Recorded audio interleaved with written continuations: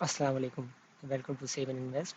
सो हम ये देख लेते हैं कि लास्ट वीक जो गुज़रा है उसके पाकिस्तान स्टॉक एक्सचेंज के क्या हालात रहे हैं। तो हम बात करेंगे वीकली बेसिस पे। सो जैसा कि आप देख सकते हैं कि लास्ट क्लोजिंग जो गई है हमारी फ्राइडे की, उसके अंदर एक अच्छी हाई बनाने की कोशिश की मार्केट ने और आगे बढ़ने की कोशिश की, लेकिन सेकंड हाफ में जो मार्केट है उसने डाउन ट्रेंड दिया है। ये डाउन ट्रेंड देने का जो मेनली रीज़न था वो ये है कि सैटरडे एंड संडे बीच में आ रहा है और लोगों ने अपनी जो उन्होंने स्टॉक्स को परचेज किया हुआ था वो उसको क्लोज करते हुए निकले हैं। और वो इसलिए कि मंडे का किसी को पता नहीं है, जो पॉलिटिकल हालात चल रहे हैं पाकिस्तान के, तो हर कोई यही चाह रहा है कि वो अच्छी क्लोजिंग दे। तो इसी इसी चीज़ के पेश नज़र हम आगे चल के अभी बात करेंगे कि किसने कितनी बाइंग की और किसने कितनी कितनी सेलिंग कर दी। तो जैसा कि आप देख सकते हैं कि लास्ट डे की जो रेंज रही है वो स्टार्ट में तो मार्केट ने अच्छा हाइट बनाई, लेकिन एंड में उसने लो किया। तो डे रेंज जो रही है वो 42,541 से लेके 43,540 54 पे रही है। लेकिन अगर आप इसकी क्लोजिंग देखें, डे रेंज तो तकरीबन 43,554 की गई, लेकिन जो डे क्लोजिंग हुई है वो डाउन की ही हुई है। तो और अगर 52 वीक्स की भी आप रेंज देखें तो उसमें भी हम देख सकते हैं कि डाउन में ही दिख रही है। तो बहुत मार्केट अभी दूर है अपने उस हाइट से जो उसने बनाया था। और जो अभी करंट चल रहा है वो 42,861 का चल रहा है।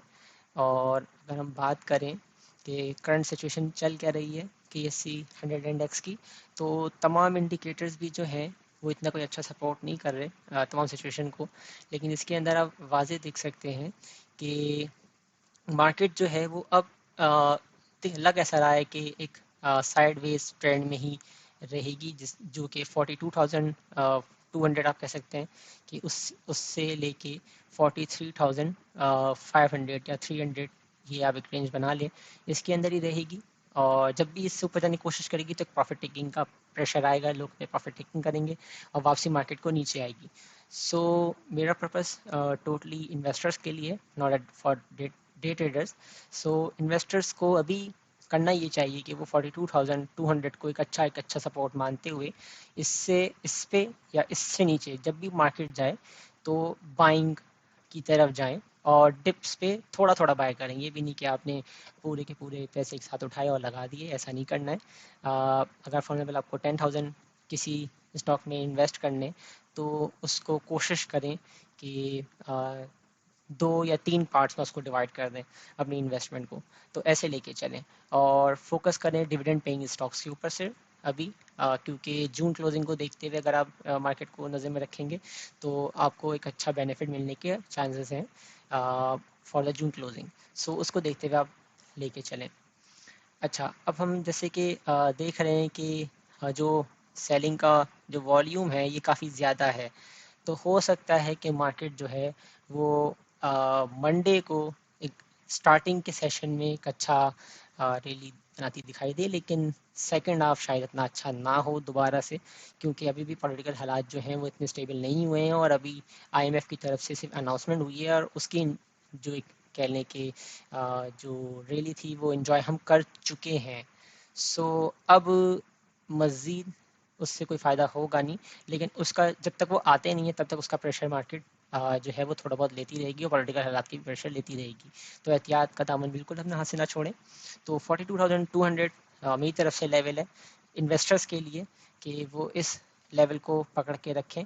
और जब भी मार्केट इस लेवल को टच करने की कोशिश करे तो डिविडेंड पेइंग स्टॉक्स के अंदर या ऐसे स्टॉक्स जो कि आपको लगता है कि वो आगे चल के ग्रोथ देंगे, सिर्फ उन्हीं में इन्वेस्ट करें। इंडिकेटर्स की बात कर लेते हैं तो RSI भी इस वक्त थोड़ा सा अपना एक मुंह उठाता हुआ दिखाई दे रहा है, क्योंकि काफ़ी डाउन चला गया था, लेकिन ओवर सोल्ड की तरफ बहुत ज़्यादा नहीं गया। यहीं से इसने रिवर्स का गियर लगा लिया है, लेकिन बहुत ज़्यादा उम्मीदें लगाना भी कोई अच्छी बात नहीं होगी।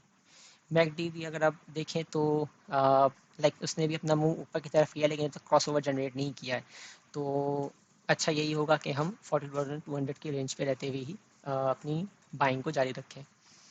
बात कर लेते हैं कि लास्ट वीक का जो हमारा जो पोर्टफोलियो रहा है वो कैसा रहा है। तो अगर लास्ट वीक की हम बात करें तो इस वक्त ओवरऑल सबसे ज़्यादा जो बाइंग की गई है वो इंडिविजुअल की तरफ से की गई है, और सबसे ज़्यादा जो सेलिंग की गई है वो अगर आप देखें तो insurance companies and mutual funds, ये दोनों काफ़ी ज़्यादा सेलिंग अभी कर रहे हैं।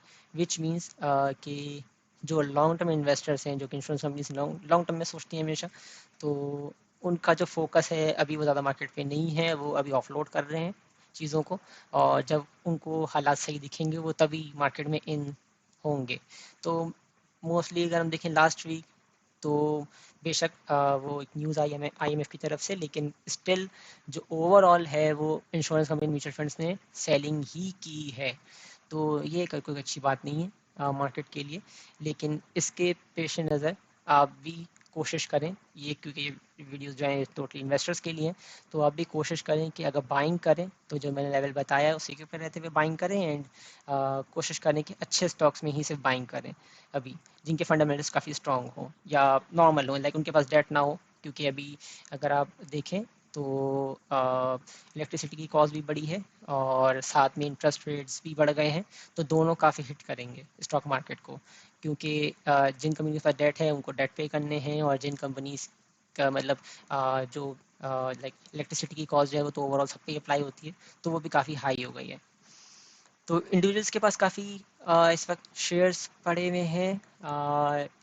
कहने को तो एक बहुत अच्छी बात नहीं है, क्योंकि ज़रा सी भी कोई बैड न्यूज़ मार्केट में वापस पैनिक क्रिएट कर सकती है, और आप देख सकते हैं कि हो सकता है मार्केट जैसे लास्ट वीक जो है वो 41,356 तक चली गई थी, तो हो सकता है वहाँ भी टच करे, लेकिन अगर वहाँ तक जाएगी तो शार्प रिटर्न देने के हायर चांसेस हैं काफ़ी ज़्यादा। तो एक अच्छा लेवल जो है वो मार्केट का वो 42,200 रहा है, और इंशाल्लाह अभी भी रहेगा, जो कि दिखाई देता है। तो उसी को रहते हुए, या उससे जब भी नीचे जाए या उस तक आए, तब तक आप बाइंग उस पर क्रिएट कर सकते हैं। साथ में आप देख सकते हैं कि बैंक्स ने भी की है, ब्रोकर ने भी जो है वो ट्रेडिंग में बाइंग की है, लेकिन अगर आप ये देखें तो इनका जो काम करने का तरीका होता है वो ये होता है कि बहुत ज़्यादा लॉन्ग टर्म पे नहीं रख के चलते, ये एक सर्टेन टाइम तक रखते हैं और प्रॉफिट लेते हैं, और मार्केट को निकल जाते हैं। तो इस वजह से रिस्क क्रिएट करते हुए दिखाई दे रहे हैं वो इंडिविजुअल्स ही दिखाई दे रहे हैं, तो थोड़ा सा एहतियात से ही काम करना पड़ेगा, क्योंकि फ़िलहाल जो बड़े प्लेयर्स हैं मार्केट में वो इस चीज़ को भी सेलिंग की तरफ ही देख रहे हैं। अच्छा, जो बाइंग की है फॉर एग्जांपल अगर हम देखें कि सबसे ज़्यादा बाइंग किस सेक्टर में हो रही है, तो अगर हम फॉर एग्जांपल अगर हम ये देखें कि लॉन्ग टर्म बायर्स जो हैं लाइक इंश्योरेंस कंपनीज, वो किस चीज़ के ऊपर फ़िलहाल अगर सब सब कुछ तो सेल नहीं कर रही होंगी, किसी न किसी चीज़ पे बाइंग भी कर रही होंगी, तो अगर हम वो देखें तो मेनली वो आपको दिखाई देगा कि वो एरिया जो है वो टेक्नोलॉजी का सेक्टर है, क्योंकि टेक्नोलॉजी सेक्टर जो है वो काफ़ी ज़्यादा सिक्योर होता है इन तमाम चीज़ों से, क्योंकि अर्निंग्स इनकी जो है वो डॉलर्स में होती है या दूसरी करेंसीज में भी होती है, तो उधर से उनको अच्छी अर्निंग्स होने का फ़ायदा होता है, और जो पाकिस्तान के भी जो डॉलर्स के रेट चल रहे हैं वो उससे भी उनको बेनिफिट काफ़ी हद तक मिलता है। तो अगर आप देखें तो म्यूचुअल फंड्स जो हैं वो टेक्नोलॉजी सेक्टर के अंदर बाइंग कर रहे हैं। अगर हम ओवरऑल इनकी mutual fund and insurance companies की तरफ देखें, तो इंश्योरेंस कंपनीज इस वक्त मेनली जो बाइंग कर रही हैं वो कर रही हैं बैंक्स के अंदर, क्योंकि इस वक्त इंटरेस्ट रेट बढ़ा है और उससे बैंक्स को काफ़ी ज़्यादा फ़ायदा होने वाला है। तो और सामने जून क्लोजिंग भी है, तो थोड़ा बहुत जो फोकस है वो आप देख सकते हैं कि सिर्फ कमर्शियल बैंक्स के ऊपर है इंश्योरेंस कंपनीज का, अदरवाइज वो सबको सेल कर रहे हैं, लेकिन सेल के अंदर भी अगर आप देखें, सबको कंपेयर करें, तो सबसे कम वो सेल कर रहे हैं सब टेक्नोलॉजी सेक्टर को, विच मीन्स कि उनको अभी भी इसके अंदर जान काफ़ी दिखाई दे रही है, और जो कि है। तो फोकस इस वक्त technology sector and commercial banks होना चाहिए आपका बिल्कुल, और इसके अंदर जो अगर मैं मेनली स्क्रिप्ट्स की जो बात करूँ, जो कि मेरी फेवरेट है, वो है वेंसियन एंड सिस्टम्स। दोनों काफ़ी अच्छे रेट्स पे अभी टच कर रही हैं बार बार अपने आप को, तो ये काफ़ी अच्छा एक बाइंग जोन बना हुआ है उन दोनों का, तो आप उनको अपनी नज़र में रख सकते हैं। बात कर लेते हैं म्यूचुअल फंड्स की, तो आप ये तो मैं पहले बता चुका हूँ कि टेक्नोलॉजी सेक्टर के ऊपर इनकी काफ़ी ज़्यादा इन्हिसार है इस वक्त, टेक्नोलॉजी सेक्टर को ये बाय कर रहे हैं, और कमर्शियल बैंक्स को इन्होंने सेल किया है। अच्छा, सेल इसलिए किया है, म्यूचुअल फंड को थोड़ा सा फॉलो करना होता है अपने इन्वेस्टर्स के हिसाब से, जो उनके उनके पास लोग पैसे रखवा के बैठे हुए हैं, उनको भी थोड़ा सा साथ के साथ प्रॉफिट एंड लॉस को देना होता है, ताकि जब वो पैसों को विड्रॉ करें तो बहुत ज़्यादा म्यूचुअल फंड को नुकसान ना हो। तो मार्केट सब ओवरऑल डाउन जा रही है, और इनके पास जो इन्वेस्टर्स हैं वो जो है उनका सेंटीमेंट्स जो है इस वक्त थोड़े सही नहीं चल रहे हैं, तो वो अपने इन्वेस्टमेंट्स को इसमें से निकालेंगे। तो उसकी वजह से ये जो है ओवरऑल सेलिंग की तरफ जा रहे हैं, लेकिन टेक्नोलॉजी सेक्टर के ऊपर इनका इस वक्त हाथ है, क्योंकि यही सेक्टर एक वाहिद है और कमर्शियल बैंक्स का सेक्टर एक वाहिद है जो कि आपको अच्छा प्रॉफिट दे सकता है। तो इसमें कोशिश करें बाइंग की। सो बाकी नज़र रखें कि लाइक जैसे न्यूज़ अभी ये भी है कि इन नेक्स्ट 10 to 15 डेज दोबारा से पेट्रोल के प्राइसेस बढ़ेंगे, तो वो कोई अच्छी बात दोबारा से नहीं होगी। हाँ, उससे मार्केट के सेंटिमेंट्स क्लियर होंगे काफ़ी कि हुकूमत की जो डायरेक्शन है वो किस तरफ जा रही है, वो किधर लेना चाहते हैं। लेकिन इन्फ्लेशन उससे काफ़ी ज़्यादा बढ़ जाएगी, तो इन्फ्लेशन बढ़ने का सिंपल सा जो रीज़न जो इम्पैक्ट होता है वो होता है इन्वेस्टर्स के ऊपर, क्योंकि पहले इन्वेस्टर जो है वो अपने एक्सपेंसेस को पूरा करेगा, देन ही कोई इन्वेस्टमेंट करेगा। तो जो एस जो इन्वेस्टर है वो एक्सपेंसेस जो पूरा करेगा फिर इन्वेस्टमेंट करेगा, तो ऑब्वियस सी बात है इन्वेस्टमेंट जो है वो कम हो जाएगी। तो उससे ओवरऑल मार्केट के ऊपर सही असर नहीं जाएगा। सेकंड, अगर हम बात करें कि इस वक्त म्यूचुअल फंड्स जो हैं, जो मनी मार्केट फंड्स हैं, अगर हम बात करते हैं फॉर एग्जाम्पल मैं बात कर लेता हूँ शरिया कंप्लाइंट मनी मार्केट फंड्स की, तो इस वक्त अगर आप उनके रेट्स भी देखेंगे तो इन लास्ट 30 डेज अगर मैं इसको सॉर्ट भी कर लूँ और आपको दिखाऊं लास्ट, जी, तो इन लास्ट 30 डेज अगर आप देखें तो 12.46% का एक बड़ा सेफ एंड सिक्योर टाइप का रिटर्न है ये। और इन्फ्लेशन जो इस वक्त जो प्रिडिक्ट की जा रही है वो 15% की प्रिडिक्ट की जा रही है फ्रॉम द नेक्स्ट मंथ। और उसमें से अगर आप फॉर एग्जाम्पल आप 12.46 को माइनस कर दो तो बड़ी safe and secure for example 2% का लॉस जो है वो अभी भी चलेगा इन्वेस्टर्स के साथ, जो कि इसमें रखेंगे। ये बड़ी सेफ एंड सिक्योर है, मतलब इसमें अभी कोई हिट नहीं आ रही है, इसमें इन्वेस्टमेंट अभी बढ़ेगी, क्योंकि सेफ एंड सिक्योर जब भी इन्वेस्टर जब मार्केट का हालात सही नहीं देखता तो वो शिफ्ट हो जाता है एक सेफ एंड सिक्योर रास्ते की तरफ। तो उसके अंदर म्यूचुअल फंड्स जो हैं वो काफ़ी अच्छा फ़ायदा उठा सकते हैं। तो ये सारी चीज़ें जो है वो स्टॉक मार्केट को काफ़ी हिट करेंगी। तो आपने इन सब में रहते हुए ही इन सारे सिनेरियोज को देखते हुए ही इन्वेस्टमेंट करनी है। अगर मार्केट फॉर एग्जांपल ऊपर जाने की कोशिश बहुत ज़्यादा करे तो आपने ये नहीं समझना कि वो ब्रेक कर जाएगी। मार्केट जब तक 45,000 से अबव नहीं जाती, जो कि अभी मुश्किल लग रहा है जाना, 45,000 से अबव नहीं जाती, तब तक आप इसको बहुत अच्छा नहीं समझ सकते। और मोस्टली ये अभी इसी रेंज में रहेगी 43 से 42 के दरमियान में। जब भी 43 से अब बहुत ज़्यादा जाने की कोशिश करेगी तो वहाँ से प्रॉफिट टेकिंग आएगी, और 42 से नीचे आने की कोशिश की तो बाइंग आएगी।